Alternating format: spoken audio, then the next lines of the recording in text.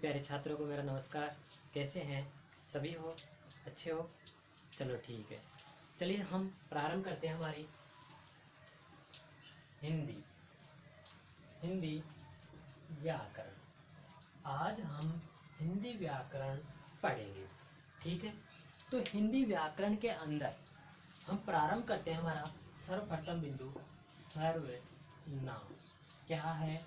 सर्वनाम, ठीक है। तो सर्वनाम बिंदु जो है ये बहुत ही बेहद महत्वपूर्ण है। यह बिंदु एक ऐसा बिंदु है जो संज्ञा और सर्वनाम दोनों को रिलेटेड करता है। क्या करता है? जिसे कहते हैं ना संज्ञा। एक होता है संज्ञा, एक होता है सर्वनाम। ये दोनों एक ऐसे बिंदु हैं, ये दोनों ऐसे बिंदु हैं जो एक दूसरे को जोड़ते हैं। क्यों? क्योंकि संज्ञा क्या होता है? किसी व्यक्ति, स्थान, प्राणी, वस्तु आदि के नाम को, वस्तु, भाव आदि के नाम को संज्ञा कहते हैं। क्लियर बात?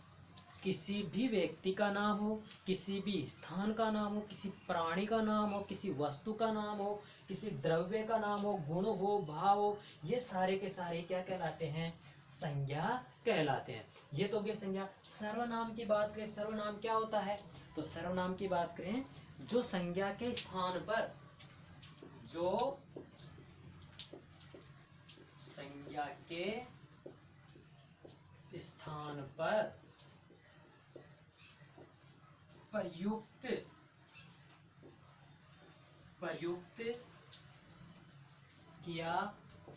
किए जाने वाले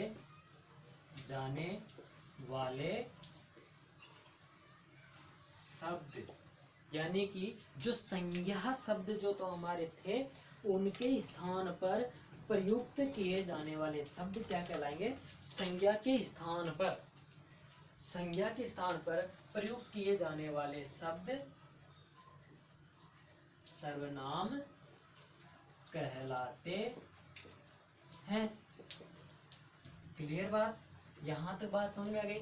ये तो थी संज्ञा।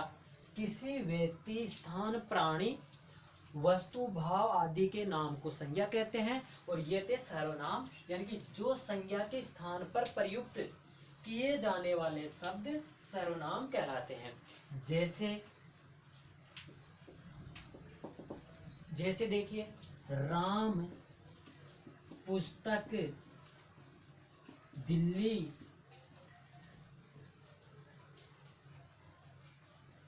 दुख, प्रसन्नता आदि। ये शब्द क्या हैं? ये शब्द संज्ञा है।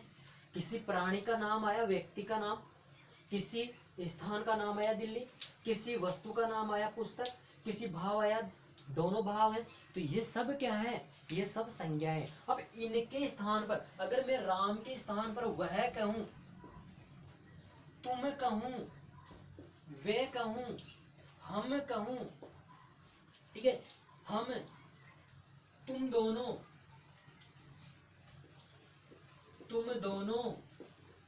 तुम सब, हम दोनों, हम सब आदि। इस प्रकार के जितने भी शब्द होंगे वो इनके स्थान में राम राम न कह करके मैं कहूं वह कौन है? राम है। वह क्या है? पुस्तक है।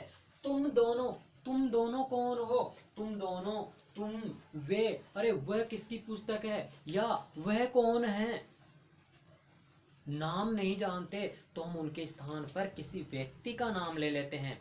तो हम किसी व्यक्ति का नाम न जान के उसके स्थान पर उसके सर्वनाम शब्द का प्रयोग करते हैं। इसलिए सर्वनाम किसे कहते हैं? जो संज्ञा के स्थान पर, इन शब्दों के स्थान पर प्रयुक्त किए गए शब्दों को हम क्या कहेंगे? सर्वनाम कहेंगे। हमारा आज का टॉपिक क्या था? सर्वनाम था, ठीक है। और सर्वनाम आज हम पढ़ रहे हैं, तो सर्वनाम क्या है समझ में आ गए?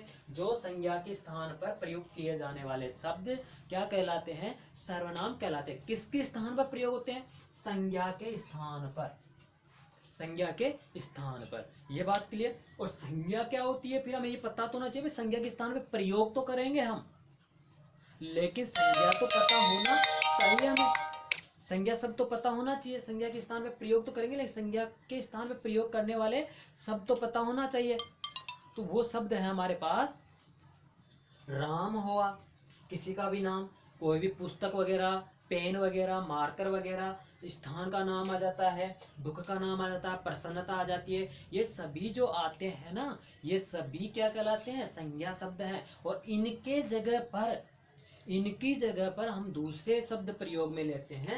वो हम, वे, तुम, वे सब, हम सब, हम दोनों, तुम दोनों, ये सारे के सारे शब्द क्या कहलाएंगे? ये सारे के सारे शब्द सर्वनाम शब्द कहलाएंगे। ठीक है, बात समझ में आ गई? तो ठीक है। आज संज्ञा शब्द वह शब्द हैं जिनको हम देख सकते हैं, छू सकते हैं, महसूस कर सकते हैं, वो संज्ञा शब्द हैं।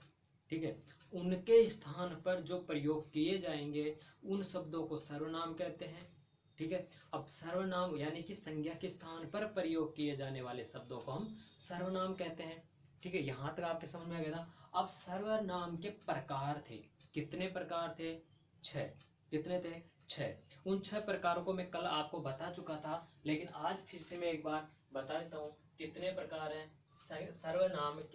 सर्वनाम के मुख्यतः 6 भेद होते हैं। कितने भेद होते हैं? 6 भेद होते हैं। क्वेश्चन बने अगर आपका कि सर्वनाम के कितने भेद होते हैं, तो आपको उत्तर में केवल 6 बताना है। अगर नाम पूछ लिया जाए तो फिर नाम देखिए, पुरुषवाचक, निश्चितवाचक, अनिश्चितवाचक, पुरुषवाचक, निश्चयवाचक, अनिश्चयवाचक, प्रश्नवाचक, संबंधवाचक, निजवाचक। 3 हो गए प्रश्न, प्रश्नवाचक, निश्चित, अनिश्चित, प्रश्नवाचक, निश्चित, अनिश्चित, प्रश्नवाचक, निश्चितवाचक, अनिश्चितवाचक।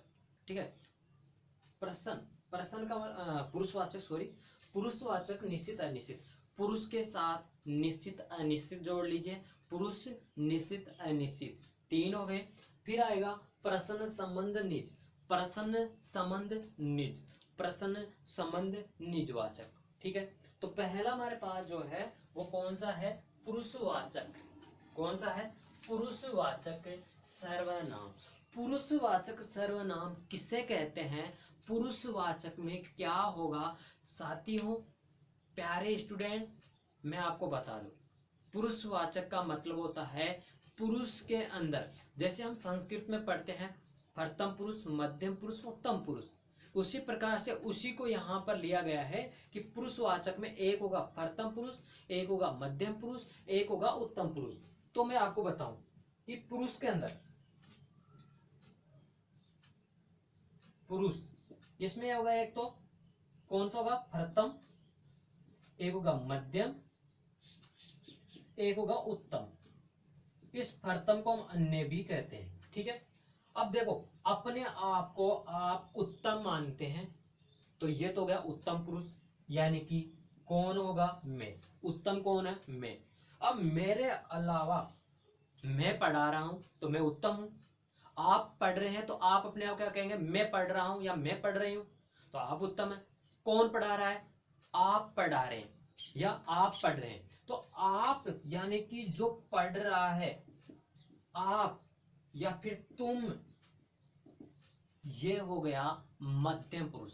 यानी कि कहने वाला व्यक्ति उत्तम होता है, सुनने वाला व्यक्ति मध्यम होता है। यहां कह सकते हैं ये कहने वाला है, ये सुनने वाला है। ठीक है, ये कहने वाला है, ये सुनने वाला है। और जब कहने वाला और सुनने वाला दोनों ही नहीं हो मौजूद, तो क्या कहेंगे? वह। अब वो है पता नहीं कौन था, वह कौन है? अन्य है। ना मैं हूं ना आप हो, ना कहने वाला ना सुनने वाला है, कोई अन्य है। अन्य क्यों कहते हैं इस प्रथम को? अन्य इसलिए कहते हैं कि ना मैं हूं ना तुम हो, ना मैं हूं ना आप हो, कौन है? अन्य कोई तीसरा है, इसलिए। तो इसमें इस प्रकार से होता है। तो देखो, मैं, पुरुषवाचक को ध्यान से देखना। पुरुषवाचक सर्वनाम में कौन होगा? मैं होगा। मैं यानी कि हम, हमारा, हम सब। मैं का मतलब क्या हो गया? हम यानी कि हम दोनों, हम सब, या फिर मैं। मतलब जहां पर मैं मौजूद होऊंगा, मैं हम दोनों में भी मैं हूं और एक आप हो, हम दोनों गए। हम सब में मैं भी मौजूद हूं, यानी खुद मौजूद होना चाहिए, खुद की प्रेजेंटेशन होनी चाहिए, खुद उपस्थित होना चाहिए, तब तक क्या रहेगा? मैं। फिर तुम यानी तू या आप, मेरी जरूरत नहीं है। तुम दोनों, तुम सब, मेरी कोई जरूरत नहीं है, वो आ जाएगा मध्य में। मेरी उपस्थिति होना उत्तम में, तो यानी तुम या फिर आप दोनों, आप सब, आप अकेले, जैसे भी हो वहां तुम का। अब बात आती है वह, जो प्रथम या अन्य में होगा। ना मैं जा रहा ना आप जा रहे, वह जाएंगे, वह पढ़ लेंगे, वो पढ़ेंगे, वो करेंगे, वो खाएंगे, वो पिएंगे, जो भी करेंगे वही करेंगे, ना मैं कर रहा ना आप कर रहे। तो वहां पर यह वह शब्द आ जाता है। यह वह, या फिर आप, यानी कि हम, मैं और आपके अलावा तीसरा हो, उसे भी कहेंगे आप, है ना। तो यहाँ पर इस तरह के शब्द हमारे पास प्रथम पुरुष में आएंगे। समझ में आ गया? प्रथम पुरुष समझ में आ गया। प्रथम पुरुष के बाद में देखिए प्रथम पुरुष का मतलब पुरुषवाचक। दूसरा है निश्चयवाचक। निश्चयवाचक मतलब यह और वह, इसके अलावा ये, वे, इस, उस, उसे, ये सारे शब्द जो आएंगे वो निश्चित होगा, यानी कि एक निकटवर्ती एक दूरवर्ती। यह या वह, देखो यह वह, समझ में आया? यह मेरे निकट है, मेरे पास है। मैं कहूँ वह यानी आपके पास जो पेन है वो, वह दूर है ना। मैं कहूँगा वह पेन मुझे दो, आपके पास जो पेन है वो मुझे दो, तो वह तो दूर हो गया ना, वह दूर हो गया, आपके पास है बहुत दूर है। लेकिन यह तो मेरे पास ही है ना। तो यहाँ पर इस प्रकार से ये सारे शब्द हमारे पास किस में आ जाएंगे? निश्चयवाचक सर्वनाम में आ जाएंगे। थर्ड पे चलते हैं हम, अनिश्चित। अनिश्चित का मतलब क्या कहा गया? कोई आएगा, कोई पढ़ाएगा, कोई पता नहीं है। मतलब प्राणीवाचक के लिए, मतलब सजीव के लिए, सजीव व्यक्तियों के लिए तो कोई, और जो निर्जीव है उनके लिए अप्राणिक क्या, उनके लिए क्या। मतलब ये ध्यान रखना क्या प्रयोग करोगे आप निर्जीव के लिए। देखो नीचे वाले में आया निर्जीव के लिए और ये सजीव के लिए, तो हमारे पास यहाँ पर क्या और कोई जो हमारे पास आता है वो सजीव निर्जीव के लिए आता है। ठीक है, आगे फोर्थ नंबर पे चलते हैं, प्रश्नवाचक। प्रश्नवाचक आप भी जानते हैं, क्वेश्चन मार्क चिन्ह होता है, इसे प्रश्नवाचक चिन्ह कहते हैं। ये प्रयोग कब लिया जाएगा? कौन है, बेल बजी टन टन, तो हम कहते हैं कौन है, मतलब कोई प्राणी होगा, है ना। दूध लेके आता है, चीनी लेके आता है, कुछ ऐसी चीजें लेके आती है जो अन प्राणीवाचक है, मतलब निर्जीव है। तो उसके लिए क्या है? ये क्या है? मार्कर है। ये क्या है? बोर्ड है। क्या है? बोर्ड है। तो यानी कि ये क्या हो गए? हमारे अप्राणी निर्जीववाची हो गए, जिनका प्रश्नवाचक चिन्ह आता है, यानी कि कौन, क्या, कब, कैसे, सारे आ जाते हैं। फिर हमारे पास आता है संबंधवाचक सर्वनाम, यानी कि जो, सो, जैसा, जैसे, जिसको, उसकी, उसे, उसी, सारे के सारों, किसी न किसी। वह उसकी बहन है, वो उसकी मौसी है, वो उसकी मम्मी है, वो उसके पापा है। यह मेरा पेन है, यह मेरी क्लास है। तो जिसका संबंध होता है, संबंध पाया जाता है जिसके साथ, उसे कहेंगे संबंधवाचक। फिर आता हमारे पास 6 नंबर पे निजवाचक सर्वनाम। कौन सा? निजवाचक सर्वनाम। मैं, स्वयं, हम, खुद। मतलब मैं खुद हूं, मैं स्वयं हूं, या फिर हम हैं, यानी मैं, मेरे साथ आप हैं, क्योंकि मैं पढ़ा रहा हूं, आप पढ़ रहे हैं, तो हम पढ़ रहे हैं, तो हम हैं। या फिर मैं अकेला पढ़ा रहा हूं, आप अकेले पढ़ रहे हैं। आप क्या कहेंगे? मैं पढ़ रही हूं या मैं पढ़ रहा हूं। मैं क्या कहूंगा? मैं पढ़ा रहा हूं। तो यानी कि वहां पर क्या होगा? मैं अकेले हो गए। लेकिन मैं अपने लिए कह रहा हूं, स्वयं के लिए कह रहा हूं। लेकिन हम कहें, हम पढ़ रहे हैं, मैं पढ़ा रहा हूँ, आप पढ़ रहे हैं, हम पढ़ रहे हैं। या फिर खुद के लिए, मैं पढ़ रही हूँ, मैं पढ़ रहा हूँ, मैं पढ़ा रहा हूँ, मैं पढ़ा रही हूँ, जो भी होगा वो हमारे पास निजवाचक, निजी यानी कि हमारे खुद के संबंध में होगा। ठीक है, आगे देखते हैं हम। अब बात आती है हमारे पास छह प्रकार जो हमारे थे, उनको रिवीजन करते हैं क्योंकि याद हो जाना चाहिए। पुरुषवाचक, निश्चितवाचक, अनिश्चितवाचक। पुरुषवाचक, निश्चितवाचक, अनिश्चितवाचक, प्रश्नवाचक, संबंधवाचक, निजवाचक। प्रश्न, संबंध, निज। मैंने एक प्रश्न उठाया, मैंने एक प्रश्न किया, किससे संबंध में, किसके संबंध में, निज के संबंध में। मैंने एक प्रश्न किया संबंध में, किसके संबंध में, निज के संबंध में। तो प्रश्न, संबंध, निज, ये तो ऐसे याद हो गया। और पुरुषवाचक, निश्चित, अनिश्चित वैसे याद हो गया।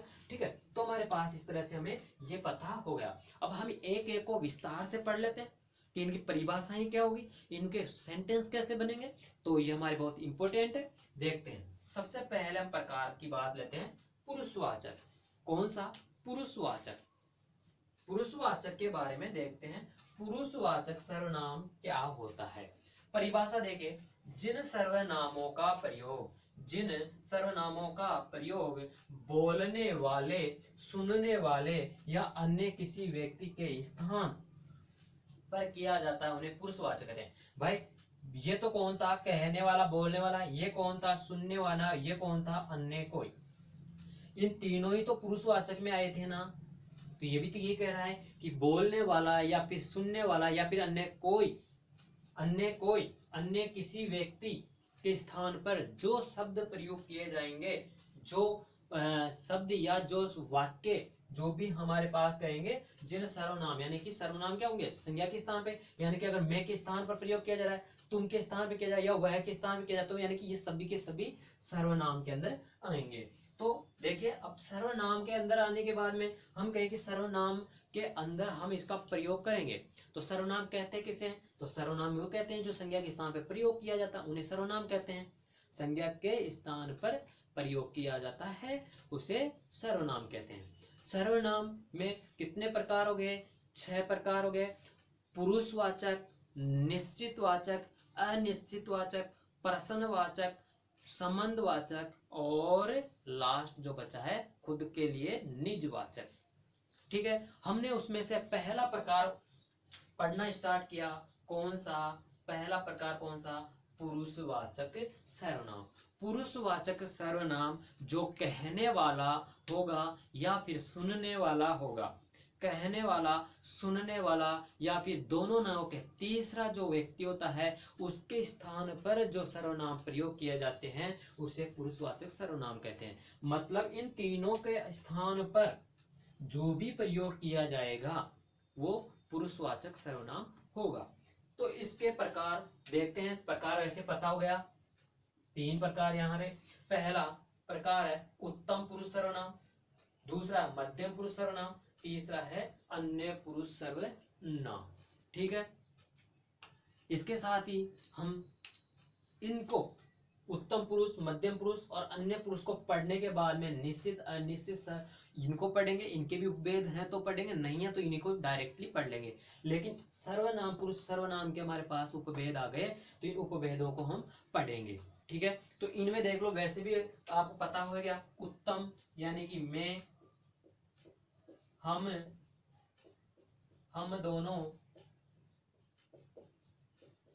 और हम सब, इनके लिए जो प्रयोग किया जाएगा वो उत्तम पुरुष का प्रयोग होगा। अगर मध्यम की बात करें तो तू, तुम, आप, तुम दोनों, तुम सब, इनका प्रयोग किया जाएगा तो उत्तम पुरुष सर्वनाम होगा। अब बात करें अन्य पुरुष की, वह, वे, वह, वे दोनों, वे सब, यह, किसी का नाम आ जाए जैसे राम, श्याम वगैरह, राम आदि, इनके स्थान पर जो प्रयोग किया जाएगा वो होगा अन्य पुरुष सर्वनाम। ठीक है, तो इसके बाद की चर्चा करते हैं हम अगली क्लास में। जब तक आप ध्यान से पढ़िए और स्वस्थ रहिए, ध्यान से आपको पढ़ते चलना है। ठीक है।